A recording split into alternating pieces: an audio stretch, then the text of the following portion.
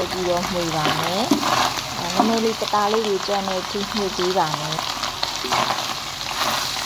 ဒီလိုမျိုးမှွေပြီးရင်တော့ဒီလူတိုင်းလွယ်တူလိုက်လှုပ်ရှားနိုင်တဲ့ချက်သားမှွားကြော်လေးရပါပြီ။